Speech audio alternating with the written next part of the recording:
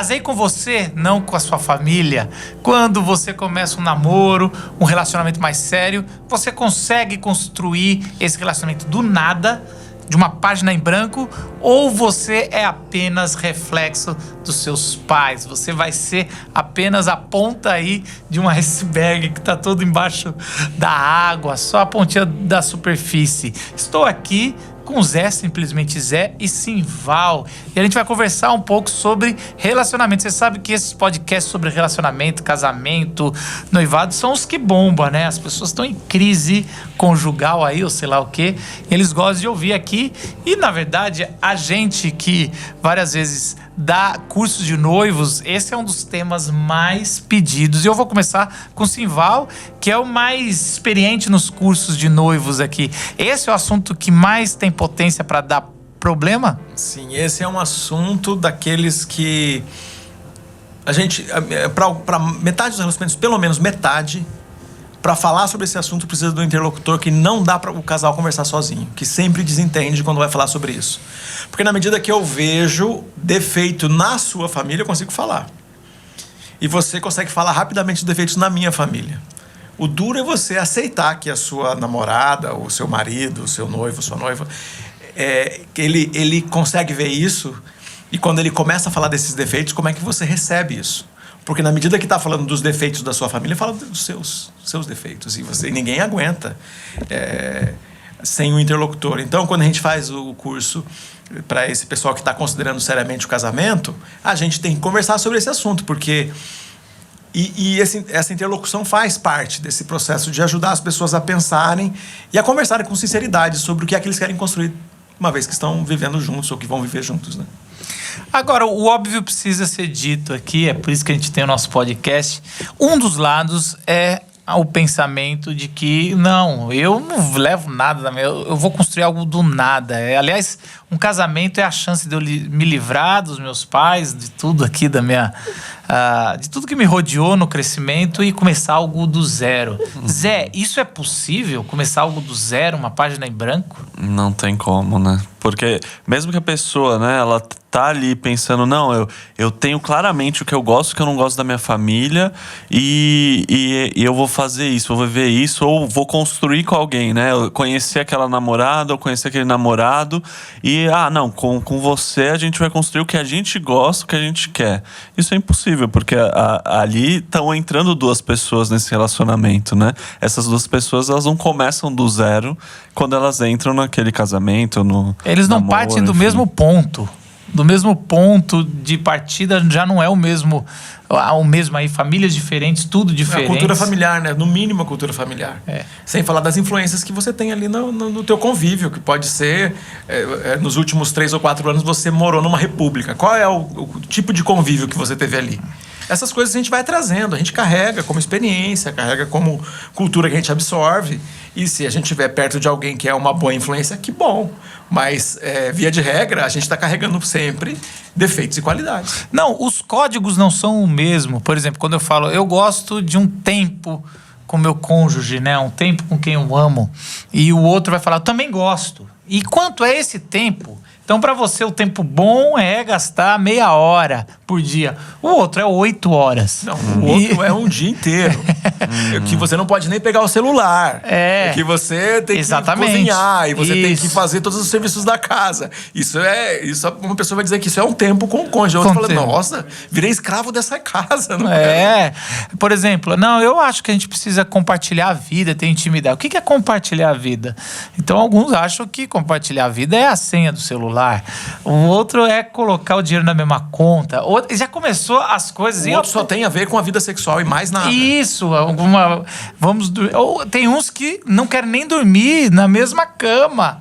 Só se encontra pra transar, né? Se for estiver junto na mesma cama só pra transar e depois cada um vai pra sua. E eu já conheço muitos casais assim. Então, assim, a gente vai tendo como base o que é normal, mas não é o mesmo que é normal pro outro, ou que não é o esperado. Então é impossível. Aliás, eu queria perguntar para vocês qual é um dos perigos, ou o maior perigo, de achar que está construindo algo novo. que a gente não se prepara quando a gente vai assim, achando que a gente é neutro e vai construir e tá procurando alguém também desse perfil? Eu tenho um exemplo, né, de um casal que o cara, ele tinha muita raiva do pai que tinha abandonado a família. E ele falou, eu vou ser um cara da família, eu vou estar junto, eu não vou abandonar minha família como meu pai fez comigo e com a minha mãe, né, com os irmãos dele. Mas quando ele foi casar, ele, por mais que ele estava ali presente fisicamente, ele era super omisso, assim, com as coisas, com o relacionamento. E a queixa da esposa dele, pra mim, ele tá omisso, ele tá abandonando a gente sem perceber, né? Então, o problema é isso, você querer achar que você está construindo do zero porque você não gostava do que seu pai fazia, falar, não, eu não vou fazer isso. E não reconhecer que existe ali uma influência do seu pai na sua vida, talvez, ou da situação onde você veio pro que você está construindo. A gente repete muitos erros que a gente não gosta dos nossos pais, né? É muito comum isso. Às vezes a pessoa fala, eu nunca vou casar com alguém assim, e você se torna ou a pessoa que virou o seu pai ou sua mãe que você não gosta, ou você casa com a pessoa, você é atraído, porque... Você é um padrão... Isso é muito mais profundo do que está na superfície, o que você entende de relacionamento. Continua sendo o padrão, né? A gente sempre... Por que é importante que alguém que acabou de terminar um relacionamento de algum tempo, um relacionamento médio, longo, é importante ficar um pouco sozinho? Porque o próximo relacionamento, ele tem uma função. Ou é alguém igual ou é alguém diferente. O padrão, então, é o relacionamento que acabou e não o novo que pode vir. Então, a gente tem que pensar isso aí. E dentro das nossas crises de padrão repetitivo, né, de trazer a nossa experiência, a gente fala do default. Na hora que eu tenho um problema, uma briga, e eu tô ali com minha noiva, com a minha esposa, tem uma briga, eu volto para aquele padrão que a minha família usava para resolver problema. E esse padrão que eu trago, ele não tem nada, ele pode ser, para mim, eu estou muito certo de que isso é bom, mas o outro também tem o seu default. E aí na crise a gente vai dizer, quem é que ganha essa encrenca? Quem é que vai resolver isso aí? Porque para um falar, resolve, para outro ficar quieto é que resolve. Então, se nós não conversamos sobre esses padrões, a gente vai enfrentar um problemão nas relações, porque a gente quer fazer uma coisa nova aqui, mas como que a gente vai fazer? Porque o dia que tiver problema, a gente vai voltar para aquilo que a gente aprendeu, para aquela cultura nossa familiar. E aquela cultura familiar tem a ver com grito, com choro, com silêncio, com muita repetição, né?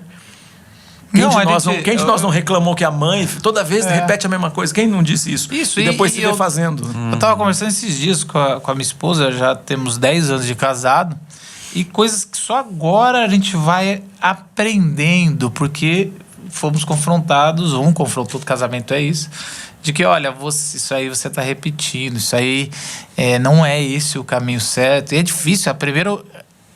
reconhecer, depois assumir e mudar. É uma coisa de alguns anos depois. Agora, por outro lado, nós também temos aquela frase que você é vítima do meio. Então, você não tem. Se teu pai te humilhou, se seu pai te abandonou, você vai ser isso. Eu sou assim. Eu não consigo me relacionar porque não tive uma boa referência de relacionamento. Eu sou assim, explosivo. Eu nasci, eu sou Gabriela, né? Eu cresci assim, eu sou assim e tem que ser. Então, isso também é algo equivocado, né? Se a gente também não é uma folha em branco, a gente também não é apenas consequência do nosso meio. Do nosso meio, né? Eu acho que o propósito da gente pensar essas coisas, da gente reconhecer que existe uma influência, não é para que a gente permaneça nela. Não quer dizer que a gente, olhando o nosso meio, olhando o que nossa família fez, que nossos pais fizeram ou deixaram de fazer, que a gente necessariamente vai estar preso a isso. O propósito da gente olhar e falar, não, existe uma influência ali, você não está criando coisa do zero, não é para você manter esse padrão, mas para que daí você possa transformá-lo, né? Para que daí você possa realmente cultivar algo que faça sentido dentro das condições que você tem, né? A gente estava discutindo esses dias, Zé e eu, a gente está preparando material para baseado num livro do Tim Keller sobre o significado do casamento, e a gente conversando sobre justo esses assuntos que vêm. Lá, sei lá, no primeiro, a gente já fez alguns, né? A gente fez 6 episódios. No primeiro, algum deles a gente estava falando sobre essa crise que os casais encontram, e parece que eles não conseguem sair disso porque eu sou desse jeito.